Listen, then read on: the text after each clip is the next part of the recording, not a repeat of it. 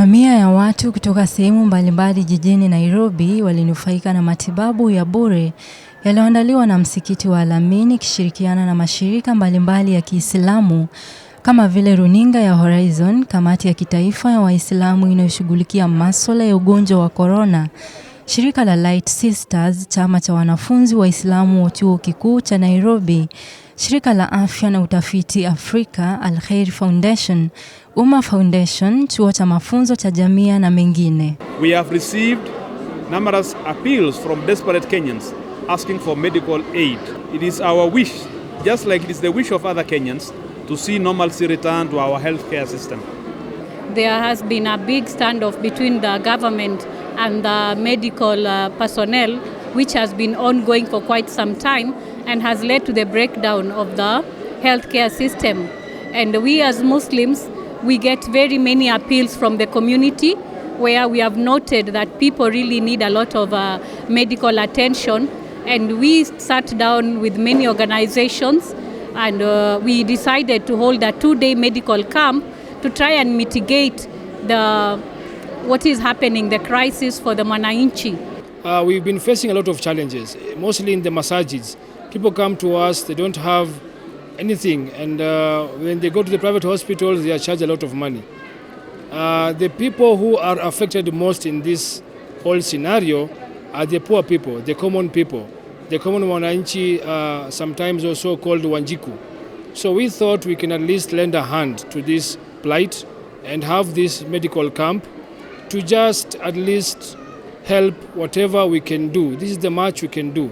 Mpango huo wa matibabu ya bure kwa watu uliofanyika kwa muda wa siku 2 katika uwanja wa michezo wa msikiti wa Al-Amin, eneo la Juja mjini Nairobi, uliwanufaisha watu wengi. Wagonjwa waliojitokeza walipata nafasi ya kupimwa, kupewa ushauri, madawa na hata wale waliohitaji matibabu maalum kutumwa katika hospitali nyingine ambako waliweza kupata huduma kama vile upasuaji, matibabu ya meno, macho, kifua kikuu na hata kupimwa virusi vya ukimwi. Here already they offer some investigation and some medicine and they give them some medicine for free. Alhamdulillah, for the first day today we've been able to cover over 500 people. Our target was 500 for today. We are almost reaching 600, just to show that there is a big problem out there. Matibabu haya ya bure yaliandaliwa wakati mwafaka kwani kulikuwa na mgomo wa madaktari wa hospitali za umma nchini. The prevailing length standoff between the national government, the medical professionals, has led to a breakdown of affordable healthcare. This has led to anguish and suffering among the population who cannot afford private facilities. In the background of this crisis, Muslim organizations and some partners has decided to hold a 2-day medical camp. This is only a buffer for the sick and suffering, in which to point out that the ideal situation is for the government to listen to the plight of the medical professionals and where possible grant their wishes normalcy to return. Another ideal situation is for medical practitioners to empathize with the suffering of the Kenyans and work towards amicable solution as soon as possible. We still call upon the president, the government, to rethink how they are going to restructure the health system. And I actually go by what he says. Maybe we need to reconsider the development of the health sector. And also, we need to look at these medical practitioners, what are their needs, try and come up with an amicable solution as soon as possible, because the Mwananchi is suffering and health is actually a basic need which needs to be taken into consideration. We are calling specifically to the President, President Uhuru Kenyatta, to intervene in this whole scenario and normalize the medical process in Kenya.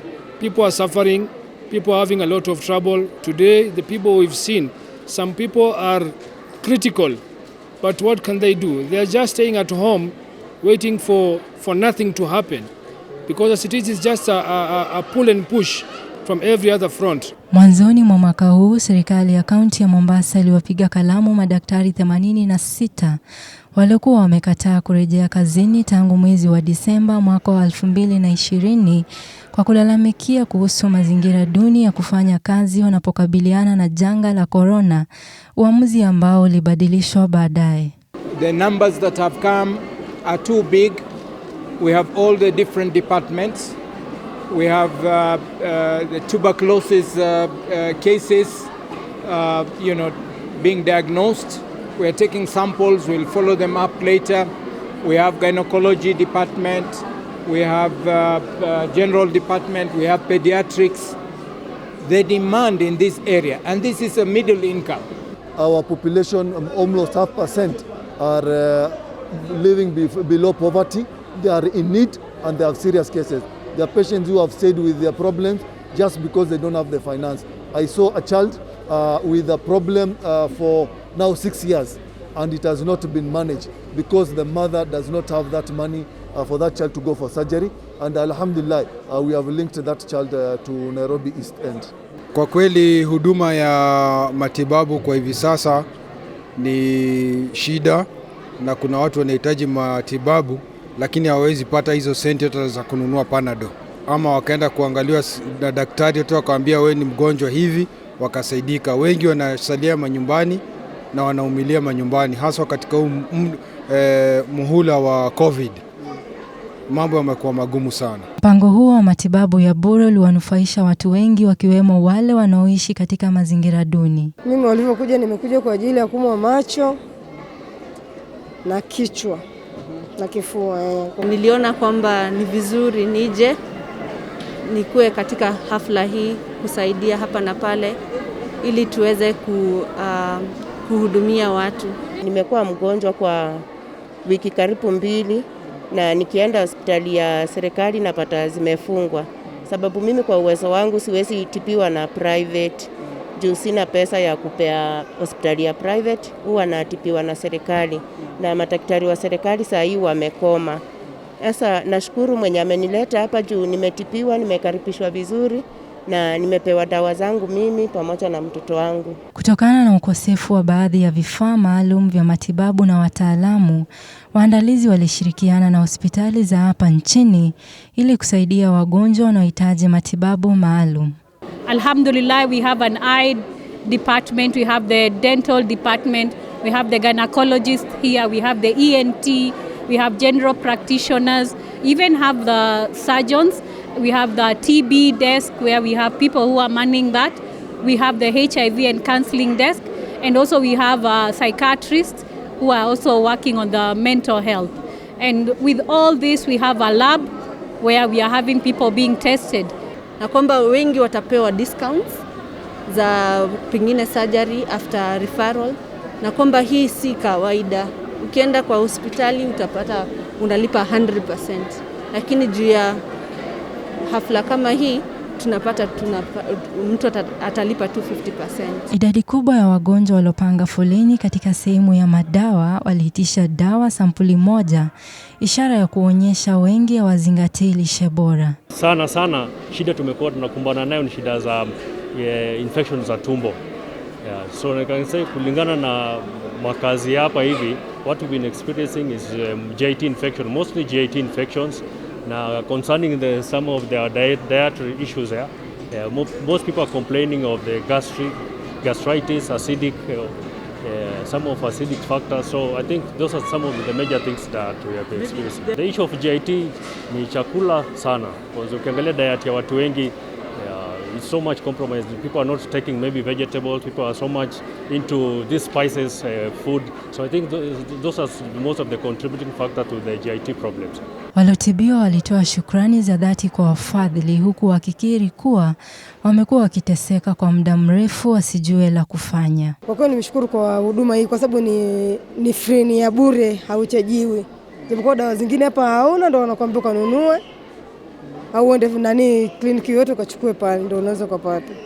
Na naona madaktari wamenyenyekea kwa kutuhudumia.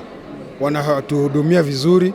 Nimeona wako na umakinifu, wako na subra, wanakuuliza kitu taratibu mpaka wanamaliza, na unawauliza maswali, wanakujibu kwa njia mzuri mpaka unaelewa.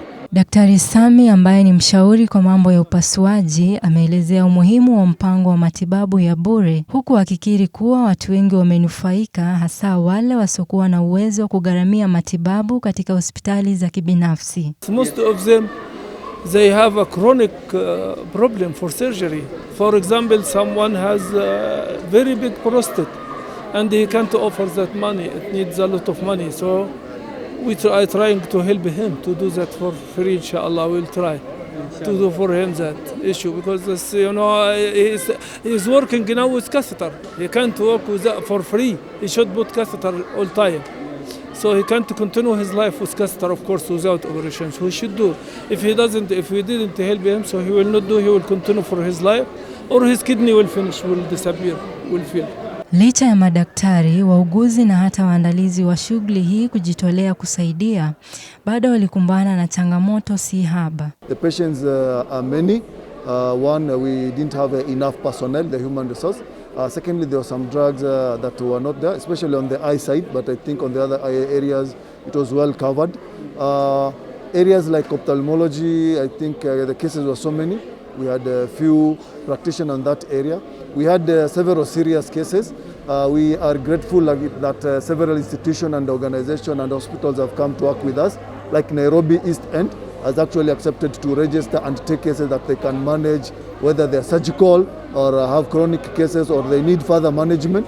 So we have several links that it's not just about a one-time of seeing patient, but more importantly, it's the continuum of care of that patient in terms of what they have, so that we can actually deal with the patient as a whole, not just as a disease. So there are also further plans for patients. Maybe you have chronic eye problems that need surgery, patients that have surgical issues. We also have plans that they can be managed. We've had so many cases that we could not manage from this from this camp. So most of our clients, maybe those who have maybe complex issues, we've had to refer. Like you can see, we have been collaborating with the Care Center Hospital. There's Nairobi East Hospital. So since they are here, it's become easy for us to refer our clients or the people who come to the camps to those facilities for further analysis. For today, the challenge we had is the numbers in the morning. We had big numbers, but alhamdulillah, we managed to cool down. People are really eager. Some don't want to queue. They feel like they'll miss this opportunity. So they want to crowd in the gate and say, no, allow me in. But alhamdulillah, we managed to talk to them. And tukawambia, just let them relax. All will be sorted, inshallah. This is just to show the magnitude of the problem we are having. The challenges that we are having is if we have very sick patients who might need maybe admission, or the sick patients who we don't have the medicine that they might be needing.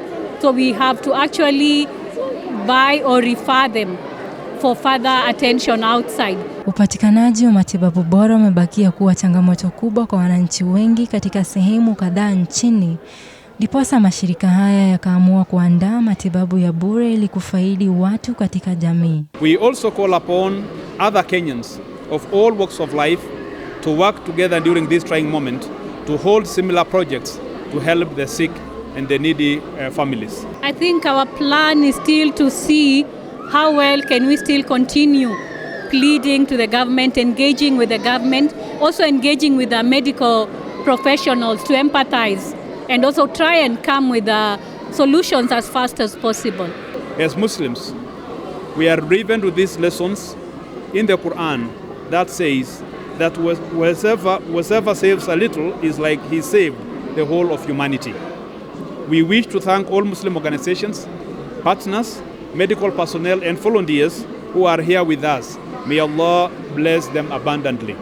Wafadhiliwa walipongeza sana mashirika ya Kiislamu yaliyojumuika kuandaa mpango huo wa matibabu. This is just a reflection. We as Muslims have come up together.